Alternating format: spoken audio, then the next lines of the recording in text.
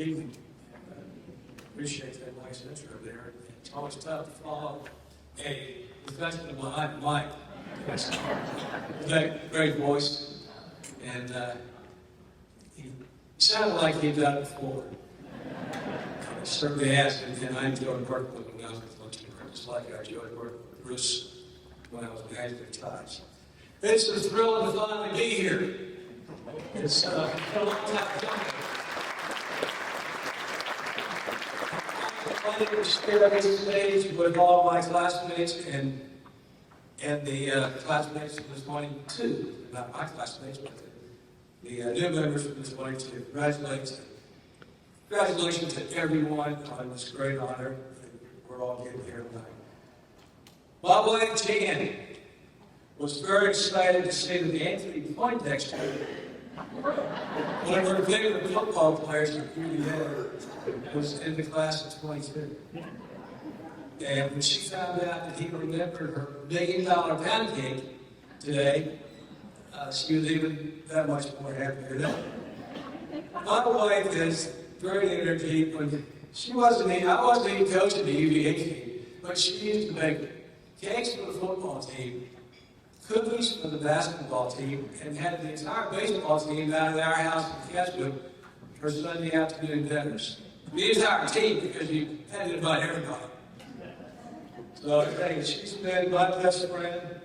My good buddy here, Tim Walmsley, drove all the way from Orlando to be here. Had Jan sign the Hall of Fame sheet this morning at the breakfast. And I said, you got that right, but she is the Hall of Famer. She's my best friend, my biggest fan, and a great partner in this 35 years baseball life that we enjoyed together. She supported me at every step and turn of my career. And she's even as an assist in me having this on my finger. I was thinking about retiring after the 2018 season. And Jan didn't want any part of it. I don't think she was going to be home all the time. She encouraged me to continue to work. And so did a few other people, including my granddaughter, who enjoyed those free Nets tickets.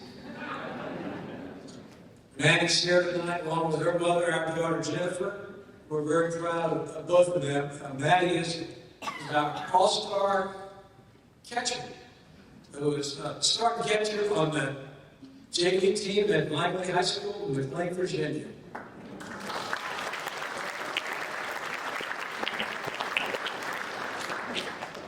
But I'm happy that they love and respect the game of baseball. They've got, she's got her favorite team, favorite players, and have a great love for the game. And you know, those Master Charge liquids, that commercial, I took them to the All-Star, not the All-Star game. They went to the All-Star game a few years ago in D.C. But when we went to the World Series games against Houston, I sat there with your family. And I was telling them, hey, enjoy this because it doesn't happen very often. It doesn't happen every year. That's a moment you can cherish, and they were there with me. And here tonight makes us even more special. Glad I can share it with them. Thanks for being here. My wife's here. Stand up. Take a bow.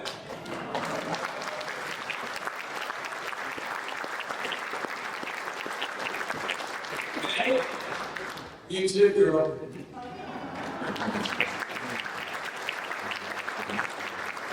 Where's Jennifer?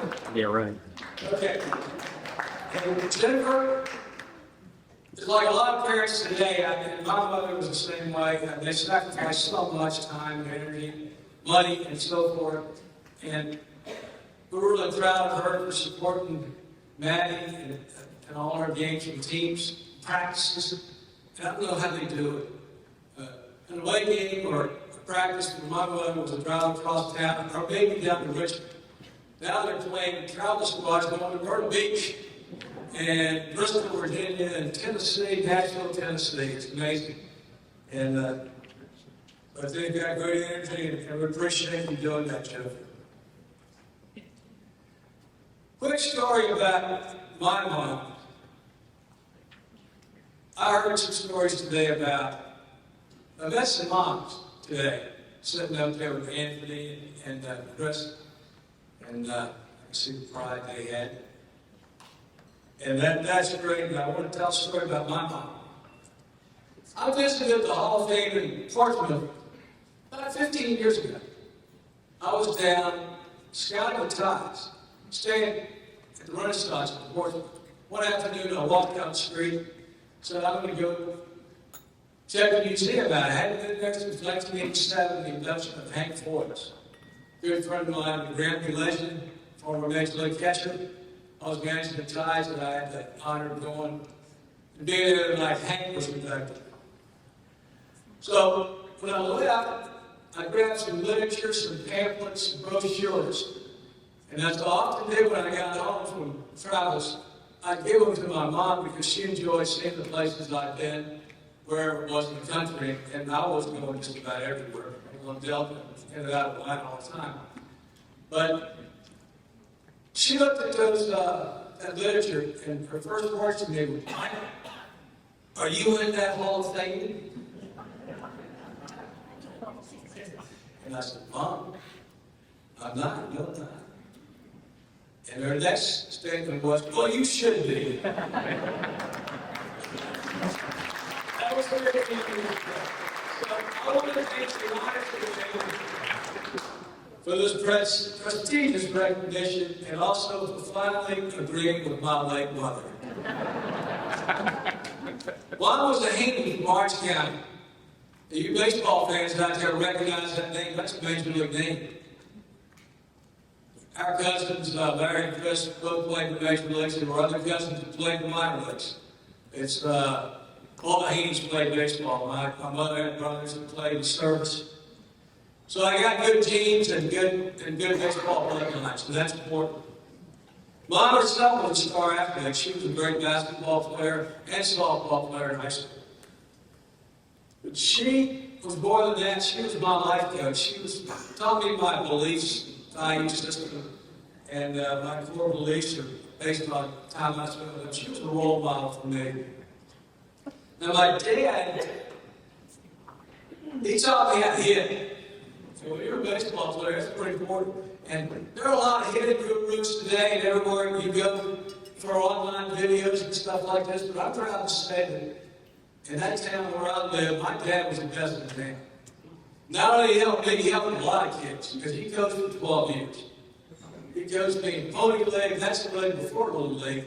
5 years in Little League, Junior League, the old Babe Ruth League, and then American Legion. I had the same coach. You know, he's a pretty good athlete, switch hitter himself, and he was a pretty good coach. So, did well in the parent department, let's say that. I won the lottery. I'll tell you that. The other thing they did for me, which was absolutely great, I guess it changed my life as much as anything. In 1955, we were in Ann Arbor, Michigan. I was only 5 years old. And my dad was working for a construction company out in D.C.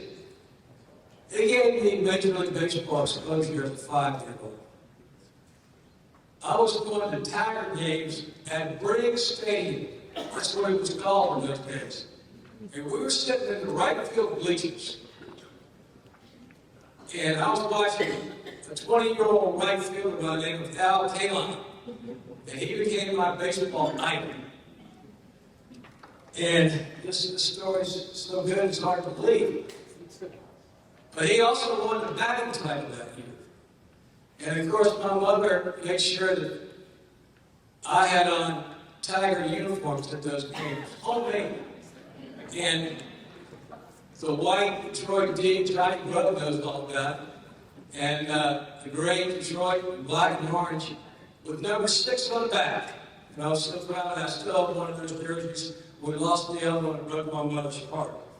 But for me, the dream began early. It began right there in Detroit in 1955 as a 5-year-old. So I knew what I wanted to do. I was lucky. When we came back to Virginia in 1957, I went to the first grade Highfield girl and came back to Virginia in 57. I saw a lot of games in River State in 56 with that jersey on too. But I had a great childhood. Really, really. It's an understatement. I can't describe it anywhere else. And then I had the good fortune of going to Lane High School. And I attended Lane, enrolled there in 1963. They just won state championship in football. Team was 10-0. Great football team, legendary coach, and had a 19-game winning streak. Now, I started playing varsity football as a ninth grader, and we didn't lose a game until my fifth game my senior year. And I played defensive back and backup quarterback as a ninth grader and 10th grader, started quarterback the last 2 years. My point to bring all this up was great coaches, so many lessons learned, and great football players in those days. And I am proud to represent that team and that streak. That was big back then. And they still made the state record, 53 straight. And we were all proud of that achievement and that team. And it's just an honor to be the first person off that team, coach, player, or anything, to be put into this Hall of Fame. So I'm doing it for my teammates as well as myself. Hey, I like basketball too. I already mentioned it up there. I played with Frankie Allen for 2 years. We were teammates, and those teams were good too. We were in state championship both years, semifinals. We went 20-4. But the coolest thing about basketball in high school, I got to play for Chip Cotton. He had been my favorite player in Virginia. There I was, a young kid that started going to UVA games, and you may not know who Chip Cotton is, but he was one of Virginia's best players in the early 60s. And he had a great bank shot, and he was my favorite player, became the coach my sophomore year. And he was just like my football coach, Tommy Fields. It was just a cool coach. Both were very inspirational. And that was just the coolest thing to play on as a good team and touch your game for championships under a guy that had been my favorite college player. So I love playing for Chip. And with Frankie, I got to tell one quick story about my baseball coach, Joe Bigman, who was also the assistant football coach. Joe made a statement about me. He came out and said I was the greatest baseball player he'd ever coached. But as it turned out, he may have been right. But the problem was, when Joe made that statement, I was in the ninth grade, and I had not yet played a game for Lane High School. So he put no pressure on both of us. But things turned out to go well, and Joe probably thought later on that he had a job as a Major League scout if he wanted to.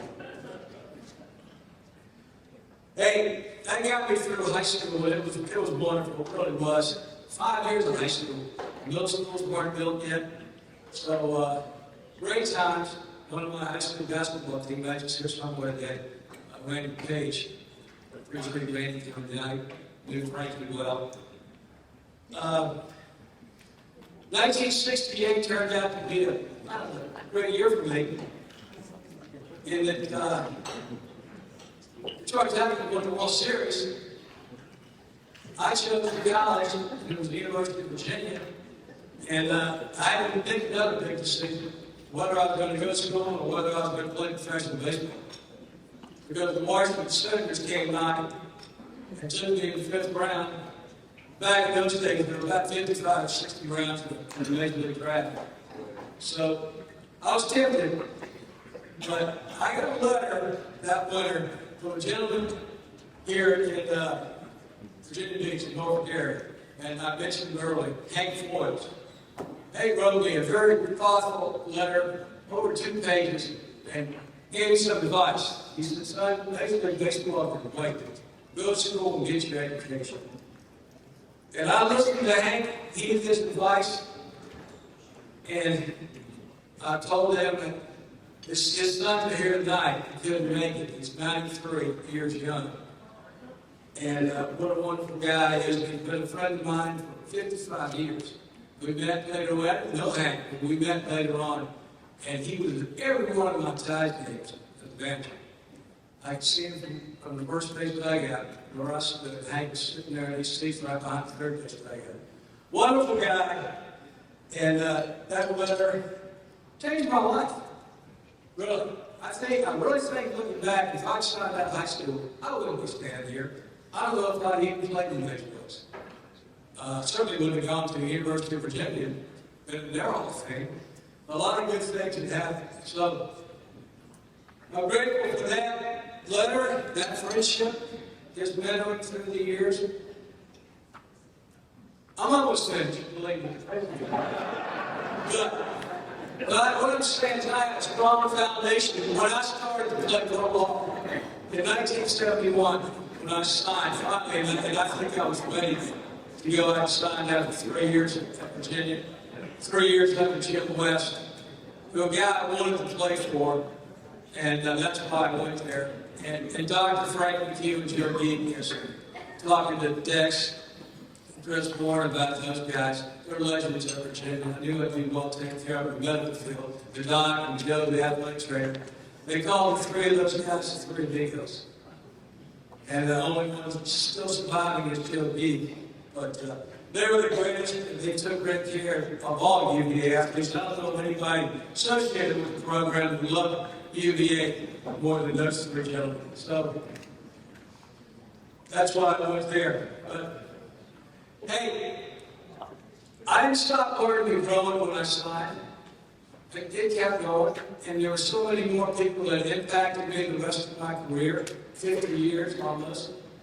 And, I mean, the trusted names, just go throw them out, I ain't talking about them. Ted Williams, Billy Martin, Gene Block, Jim Fergosti, Frank Cashin, to Dave Rosenthal, Eric Tidewater, Jerry Hunsaker, Wayne Britton, and Dan McKent with the Boston Red Sox, Jerry Hunsaker with the New York Mets, Andrew Friedman with the Tampa Bay Rays, now general manager of the Los Angeles Dodgers, and Michael Rizzo, who I worked for the last 6 years at the Washington Nationals. All great minds, people that influenced and impacted my career and kept me going. And just wonderful, wonderful experiences with those people. I wish I could tell some stories about it, but I tell you what, I've got a biographer over here, Doug Williams, who's writing a book, and he's going to tell us stories about those people. You want to hear from Hope next year?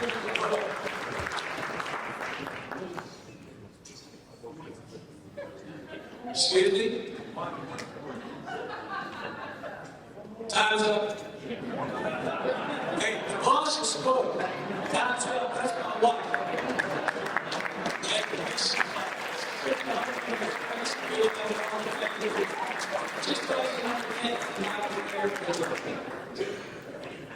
I'll never forget this night.